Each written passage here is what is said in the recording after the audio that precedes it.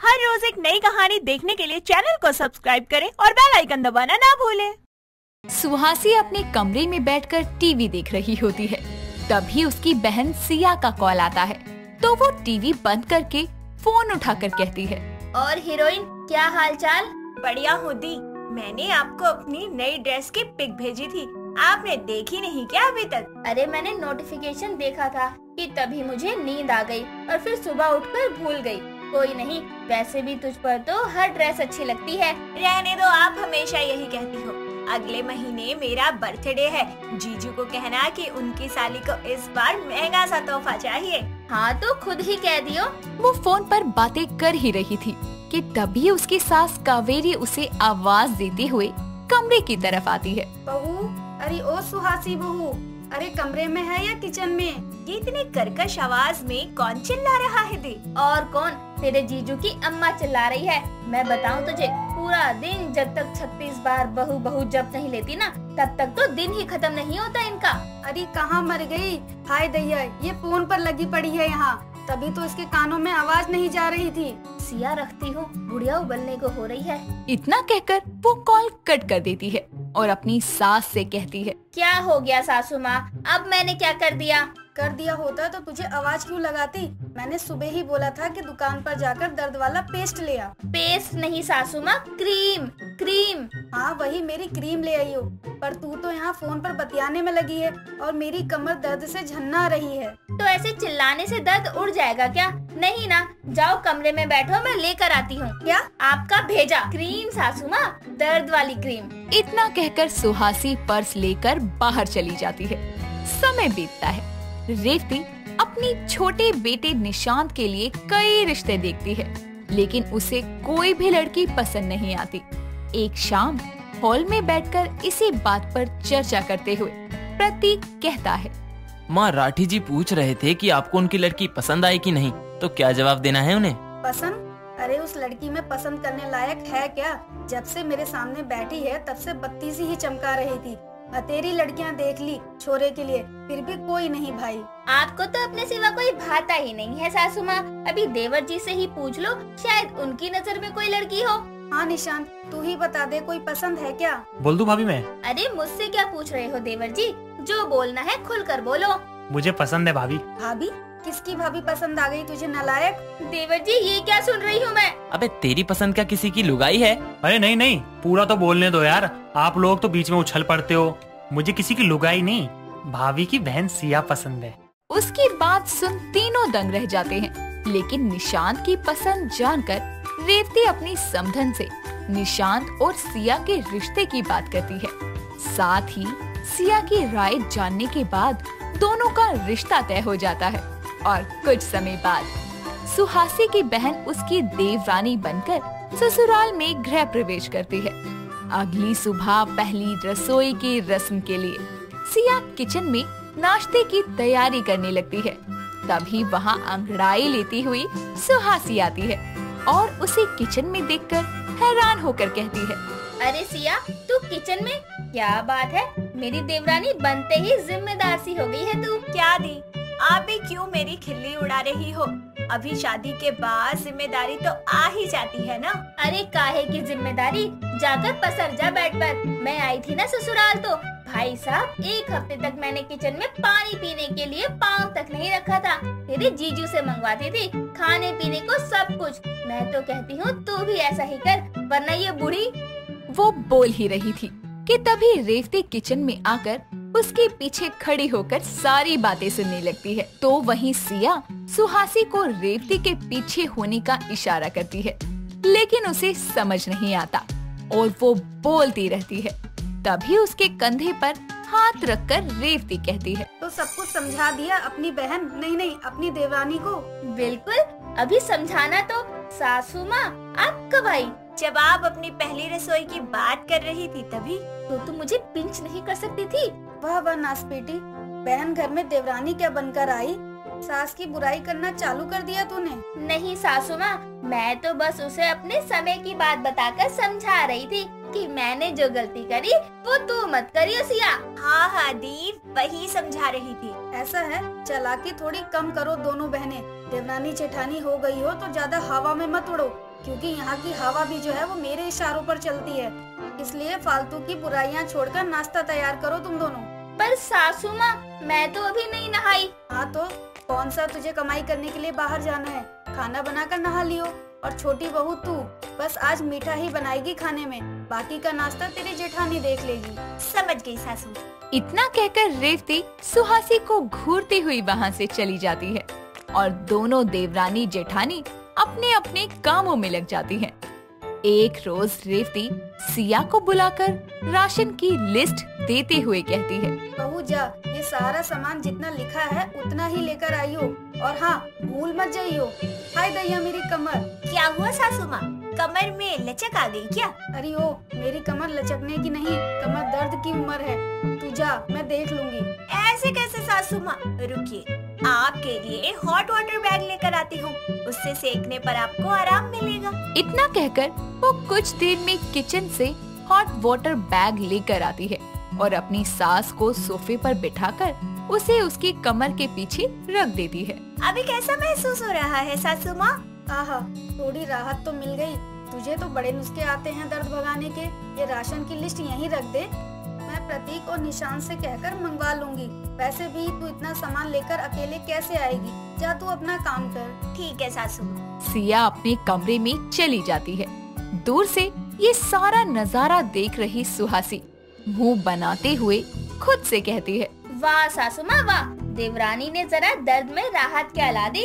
इन्होंने तो उसे काम ही नहीं लिया, और ये मेरी बहन महारानी देवरानी बनकर कुछ ज्यादा ही सासू माँ की चहेती बन रही है। हाँ।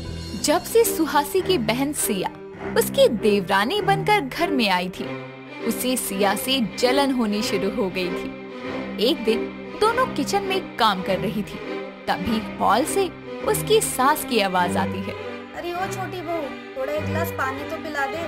लाई सासू माँ। अरे बस कर, क्या एक आवाज में लाई सासू माँ कर रही है? मेरी प्यारी देवरानी घर वालों को जितना सर पर चढ़ाएगी ना, ये उतना ही सरदर्द बनेंगे। अभी ये बुढ़िया जो बाहर बैठकर ऑर्डर चला रही है, पानी पीने खुद नहीं आ सकती। पर नहीं, कमर दर्द का फालतू बहाना बनाकर सारे काम इनको बहू से ही करवाने हैं। ओह दी, कैसी बातें कर रही हो आप? सास है वो हमारी। हाँ तो क्या, सर पे तांडव करेगी, सारा दिन सोफे पर पड़े पड़े जुबान चलाएगी, और तू उनकी चहेती बनकर सब काम कर।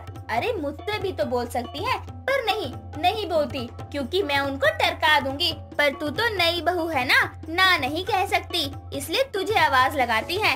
इसलिए मेरी बहन कम देवरानी करना सीख थोड़ी आनाकानी। मैंने डिस्टर्ब तो नहीं किया ना? निशान ताब, कुछ चाहिए था? मुझे तो नहीं, लेकिन माँ को चाहिए पीने के लिए पानी। आप दोनों बातों में बिजी थी, इसलिए मैं खुद आ गया लेने। ऐसा कुछ नहीं है देवर जी। भाभी, बात चाहे जो कोई भी हो, लेकिन अपनी बहन बनी देवरानी को उसके ही घर के लोगों के बारे में इस तरह से भड़काने से आपको क्या मिल जाएगा? निशांत, ये क्या कह रहे हैं आप? दी तो बस। अरे पानी का अकाल पड़ गया है क्या घर में? कब से भौंक रही हूँ, लेकिन कानों में जैसे सब रुई डालकर बैठे हूँ। चल क्या रहा है ये यहाँ पर? कुछ नहीं माँ, भाभी और सिया दोनों बिजी है, इसलिए मैं देता हूँ आपको पानी।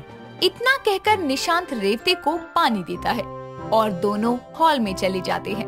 निशांत के कहने पर सुहासी को एहसास होता है कि आखिर सिया से जलकर या अपने घर वालों की बुराई कर उसे क्या ही हासिल होगा, जिसके बाद से वो अपने अंदर की जलन दूर कर सुधर जाती है और सबके साथ अच्छे से बर्ताव करके खुशी खुशी रहने लगती है।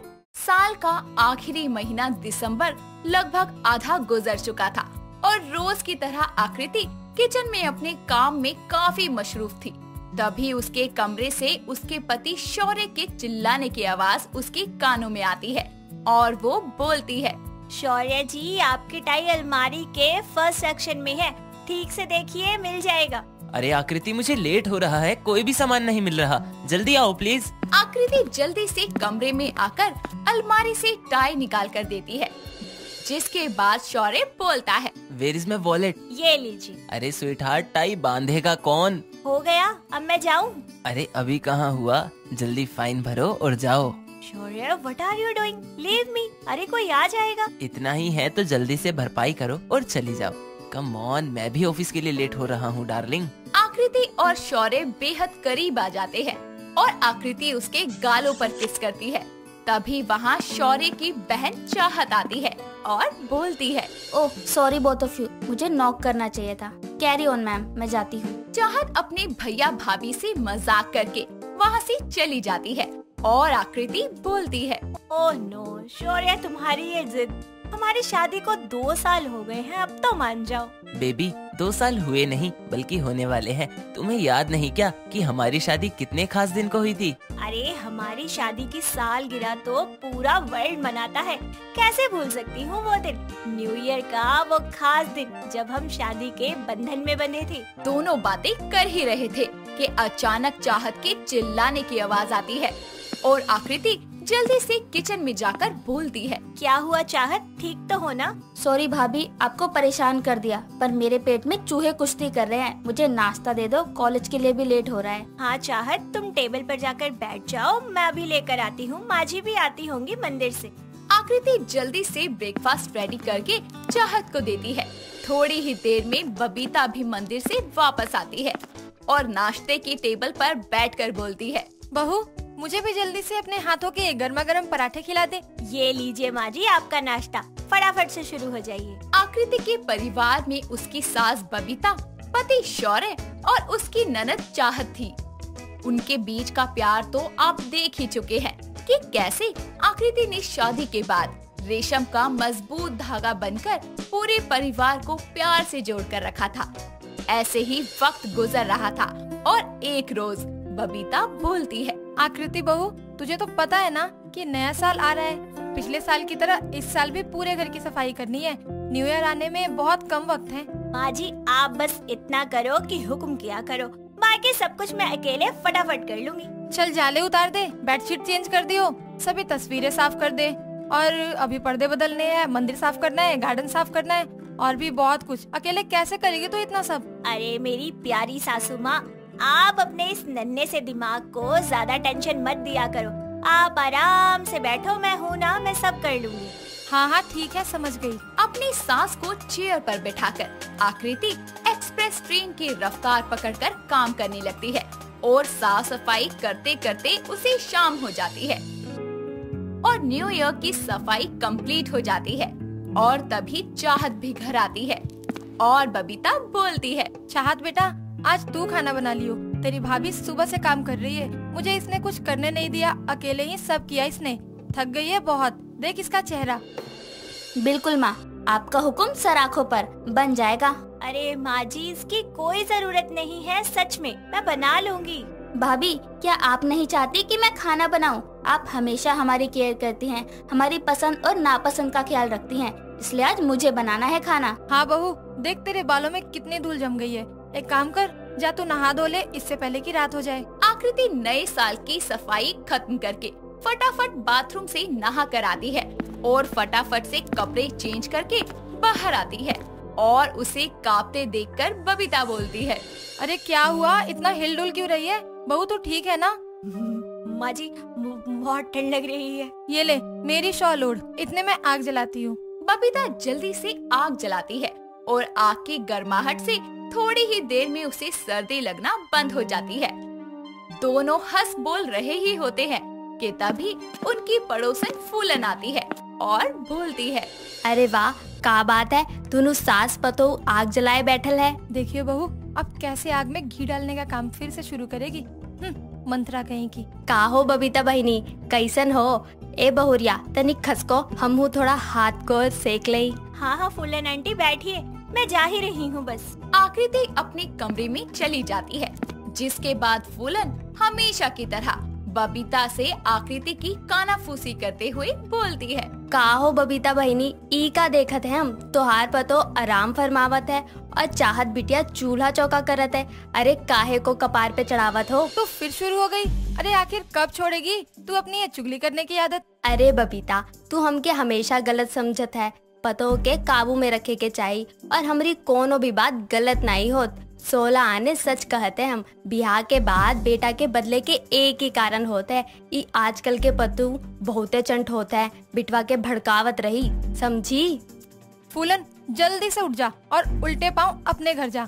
जब देखो मेरे घर को तोड़ने के लिए आ जाती है। अरे कितनी आग भरी हुई है तुझ में। जा, मैं अपनी बहू के खिलाफ एक शब्द नहीं सुन सकती। हाँ हाँ जात हैं। पारिवारिक प्यार और भरोसे के कारण बबीता फूलन की एक भी नहीं सुनती और उसे जाने के लिए बोल देती है।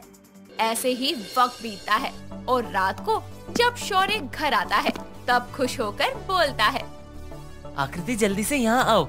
कहाँ हो, आओ ना। क्या बात है बेटा, कोई खास बात है क्या? शौर्य की आवाज सुनकर वो जल्दी से बाहर आती है और शौर्य बोलता है, ये देखो, मेरे सर ने न्यू ईयर गिफ्ट के तौर पर मनाली की 2 टिकट्स दी हैं। हम अपनी एनिवर्सरी वहीं मनाएंगे। तुम्हारी फेवरेट जगह है ना वो।